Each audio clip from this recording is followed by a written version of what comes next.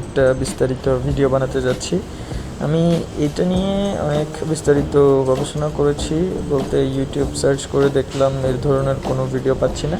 তারপর সিদ্ধান্ত নিলাম আমি নিজে যে প্রবলেমগুলো ফেস করেছি সেটা সবার সামনে তুলে ধরবো।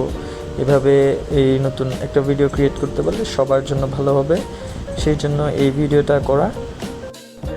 এখন আমি আপনাদের কি লাগবে না লাগবে স্টেপ বাই স্টেপ ডকুমেন্টস সবগুলো শেয়ার করব। সর্বপ্রথম আপনাকে যেটা করতে হবে সেটা হচ্ছে যে গাড়িটা নেবেন, বাইক, ওইটার যদি আগে কোনো বকেয়া ঋণ মামলা থেকে থাকে সেটা নিষ্পত্তি করা আছে নাকি সেটা দেখতে হবে। দেন আপনাদের কোনো যদি চুক্তি থাকে সেটা স্বাক্ষর করে এই জিনিসটা নিতে হবে। এটা সচরাচর এখানে প্রয়োজন হয় না, কারণ একদিনের মধ্যেই নেম ট্রান্সফারটা হয়ে যায়। তারপর যার থেকে গাড়ি কিনবেন সে প্রথমে জেপিজিতে গিয়ে, জেপিজি হচ্ছে এখানে বাংলাদেশে যেরকম রোড ট্রান্সপোর্ট অথরিটি আছে ওই রকম একটা অথরিটি, ওইখানে গিয়ে ফর্ম নিয়ে এই যে আগের মালিক সে তার পক্ষ থেকে সে গাড়ি বিক্রি করে দিয়েছে, নেম ট্রান্সফারের জন্য আবেদন করবে, এই কাজটা করতে হবে।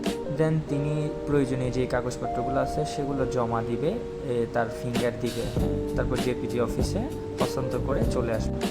তারপর ওনার পক্ষ থেকে জিনিসটা যদি ক্লিয়ার হয়ে যায় তারপর আপনার জেপিজিতে যেতে হবে। ওইখানে গিয়ে ওনাদের একটা অ্যাপ আছে, ওইটা ডাউনলোড করে ওইখান থেকে কিউআর স্ক্যান করে আপনাদের এই সিরিয়াল নিতে হবে। আপনাদের একটা ফর্ম দিবে যেটার সেকশন বি আপনাদের পূরণ করতে হবে। এখানে আমি সেটা অ্যাড করে দিয়েছি কোন ফর্মটা নিতে হবে। দেন আপনাদের অপেক্ষা করতে হবে লাইনের মধ্যে কখন আপনাদের সিরিয়াল আসবে। দেন সিরিয়াল আসার পরে আপনাদের যে ডকুমেন্টগুলো শো করতে হবে সেটা আমি এখানে ছবিতে দিয়ে দিই।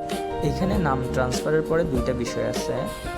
একটা হচ্ছে ইন্স্যুরেন্স করা। যদি গাড়ির ইন্স্যুরেন্স করা না থাকে তাহলে আপনাকে ইন্স্যুরেন্সটা করে নিতে হবে। ইন্স্যুরেন্স করার পরেই আপনি রোড ট্যাক্সটা দিতে পারবেন, না হলে কিন্তু রোড ট্যাক্স দেওয়া যায় না। এখন ইন্স্যুরেন্স বিভিন্ন রকমের আছে, আপনি কথা বলে নিতে পারবেন। 170 টাকা, 230 টাকা, যেটার দাম যত বেশি ওইটাতে ফ্যাসিলিটি তত বেশি পাওয়া যায়। নাম হস্তান্তরের জন্য মূলত খরচ হচ্ছে 20 রিঙ্গিত বর্তমান, আর রোড ট্যাক্স হচ্ছে 2 রিঙ্গিত। এখানে সবচেয়ে গুরুত্বপূর্ণ বিষয় যেটা, সেটা হচ্ছে আপনাকে এখানে কার্ড ছাড়া পেমেন্ট নেবে না। এখন আমরা একটা প্রবলেম ফেস করছি, যেটা হচ্ছে কার্ড ছাড়া চলে গিয়েছিলাম, যাওয়ার পরে সেখানে পেমেন্ট করতে পারছিলাম না, যার কারণে সেখানে সিকিউরিটি আমাদের একটা দালাল ধরাই দেয়, যিনি আমাদের কাছ থেকে এক্সট্রা টাকা চাচ্ছিল।